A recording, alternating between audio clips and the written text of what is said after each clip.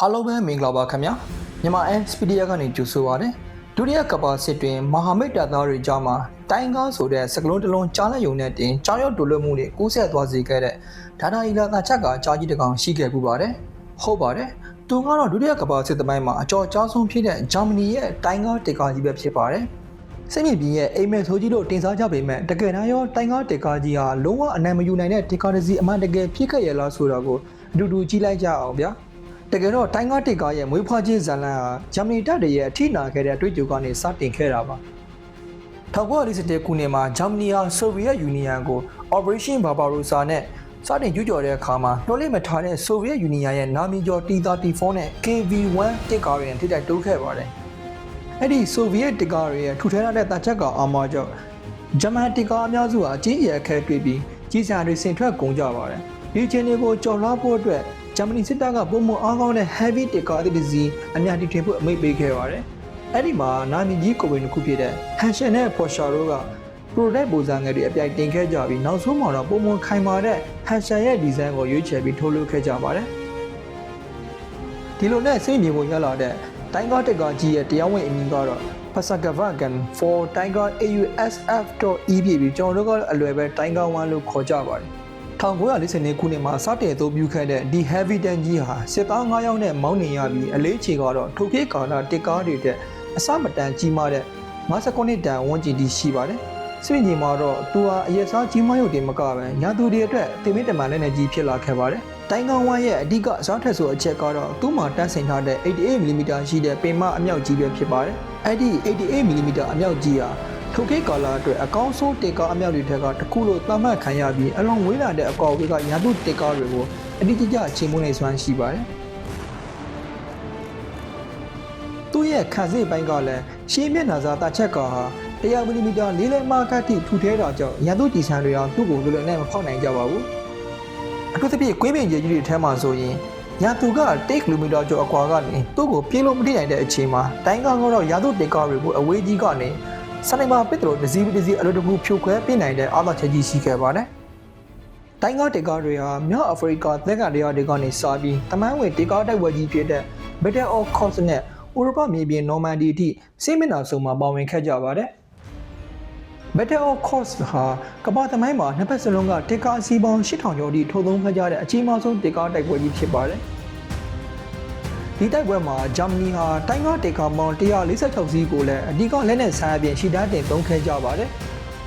88mmပြောင်းကြီးရဲ့မီတာ1000ကွာကနေစနိုက်ပါပစ်တယ်လို့တိကျလာတဲ့ PR ကြောင့်အလုံးကြီးနဲ့တက်လာတဲ့ဆိုဗီယက်တို့ရဲ့ T-34 တစ်ကားတွေဟာတိုင်းကားရဲ့အနားကိုတော့မကတ်နိုင်ပဲအစီအရာနဲ့ကြီးအစိုးလဲပြိုလဲမိတော်ပြကြပျက်စီးခဲ့ကြပါတယ်။ဒီလိုအကြီးကျယ်ပြစ်ခတ်တိုက်ခတ်မှုတွေကြားမှာတော့တိုင်းကားတစ်ကား20ဝန်းကျင်ခန့်ပဲလုံးဝပြကြပျက်စီးခဲ့တာဖြစ်ပါတယ်။ဒီလိုအချိုးစားမများတလောက်အောင်တိုင်းကားတွေကတောင်းလောင်ခတ်ကြပေမဲ့ဆိုဗီယက်တပ်တွေရဲ့ထူထဲလာတဲ့မြေမြုပ်မိုက်ကွက်တွေအနောက်တပ်တွေနဲ့အရေးအတွက်အဆမတန်အားပါမှုတွေကြောင့်ဂျာမန်တပ်တွေဟာနောက်ဆုံးမှာတော့တိုက်ပွဲကိုလက်လွတ်လိုက်ရပြီးဆုတ်ခွာခဲ့ရပါတယ်။နောက်ပြီးတော့အခြားတိုက်ပွဲတစ်ခုမှာလည်းဂျာမန်တစ်ကားဗိုလ်ကြီးမင်ရှယ်ဝစ်မန်ဟာတိုင်းကားတစ်ကားတစ်စီးနဲ့ဗြိတိရှတပ်တွေရဲ့တစ်ကားတွေအပြင်တာချက်ကာကြီးနဲ့စစ်ရေးအများပြားကိုဖျက်ဆီးနိုင်ခဲ့တဲ့ဖြစ်ရကြောင့်တိုင်းကားရဲ့နာမည်ဟာကမ္ဘာကျော်သွားခဲ့ပါတယ်။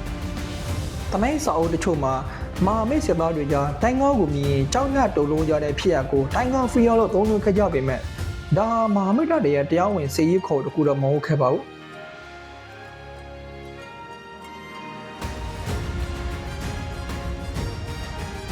ဒါပေမဲ့ဘယ်လောက်ကြီးတဲ့စွမ်းအားကြီးတဲ့ဒေကာကြီးဖြစ်ပါစေသူ့မှာလည်းကြီးမားတဲ့အားနည်းချက်တွေရှိနေခဲ့ပါတယ်။ပထမဆုံးချက်က59တန်ဆိုတဲ့ဝီကြီးကအလွန်လေးလံလုံးလို့အင်ဂျင်နဲ့ဂီအောင်အပေါ်မှာဝန်ဖိပြီးမကြာခဏဆက်ချုပ်ရည်မှုတွေဖြစ်တာပါတယ်။ဒါအပြင်စီအလွန်မင်းစားတယ်လို့ပြပြထေးသေးရလည်းအလွန်ခက်ခဲခဲ့ပါတယ်။ဝီကြီးတို့အဲ့ဒီခေတ်ဥရောပကတရားချို့ဟာတိုင်းကားရဲ့အလေးစုကိုမခံနိုင်ကြပါဘူး။ပို့ဆိုးတာကရထားနဲ့တယူပို့ဆောင်ရေးလုပ်တဲ့အခါမှာစာမန်ထွက်တွေနဲ့မစားတဲ့အတွက်ရထားတင်ပေါ်ဤသားထွက်တဲ့မျိုးကိုအခြေကိုခံပြီးလက်လက်တန်းစီရတဲ့ပြဿနာတွေရှိခဲ့ပါတယ်။နောက်ထပ်အဓိကသက်ရှူသက်စရာပြဿနာကတော့ထုတ်လုပ်မှုကိုကြစီကြီးမိတာနဲ့အကြီးအတွက်နေတာပဲဖြစ်ပါတယ်။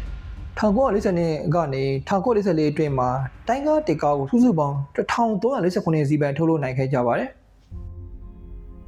ဒါရာသူဖြစ်တဲ့ဆိုဗီယက်ရဲ့ T-34 တွေနဲ့အမေရိကန်ရဲ့ရှာမတ်တစ်ကားတွေတောင်းနှင်းချီပြီးအစိုးလိုက်ပြိုလိုက်ထုတ်လုပ်လာတဲ့အကြီးအတွက်နဲ့ရှင်ရင်အဆက်ပြက်ကလေးများသာရှိခဲ့တာပါ။ ဂျာမနီနောက်ပိုင်းမှာတိုင်းကား2ဆိုပြီးပုံစံမတူတဲ့မော်ဒယ်တစ်ခုကိုထပ်မံထုတ်လုပ်ခဲ့ပေမဲ့လည်းစေပွဲရဲ့အလှည့်ပြောင်းကိုတော့မပြောင်းလဲနိုင်ခဲ့ပါဘူးစေပွဲရဲ့နောက်ပိုင်းကာလတွေမှာစီမလိုလုံးမှုတွေနဲ့စက်ပိုင်းဆိုင်ရာချုပ်ရင်းမှုတွေကြောင့်ဂျာမန်စစ်သားတွေဟာသူတို့ရဲ့ချင်းလာစွာသောတိုင်းကားကြီးတွေကိုရန်သူလက်ထဲမရောက်အောင်မိမိတို့ကိုယ်တိုင်ဖျက်ဆီးပြီးစောပစ်ခဲ့တဲ့ဖြစ်ရပ်တွေအများကြီးရှိခဲ့ပါတယ်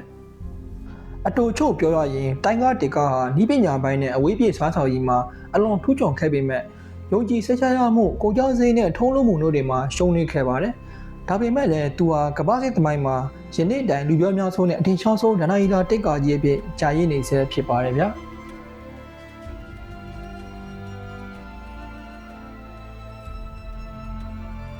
ကဲဘရိုတို့ရောဒီတိုင်းကတေကားကြောင့်ကိုဘယ်လိုမြင်ကြပါသလဲကွန်မန့်မှာဝင်ရောက်ဆွေးနွေးခဲ့ကြပါဦးနော်နောက်ထပ်ဗီဒီယိုလားစားတွေဆက်ကြည့်နိုင်ဖို့ကျွန်တော်ရဲ့ channel ကို subscribe လုပ်ထားပေးကြဖို့တောင်းဆိုပါရစေဗျာအားလုံးကိုကျေးဇူးတင်ပါတယ်ဘေးကင်းလို့ကြုံရပါစေဗျာ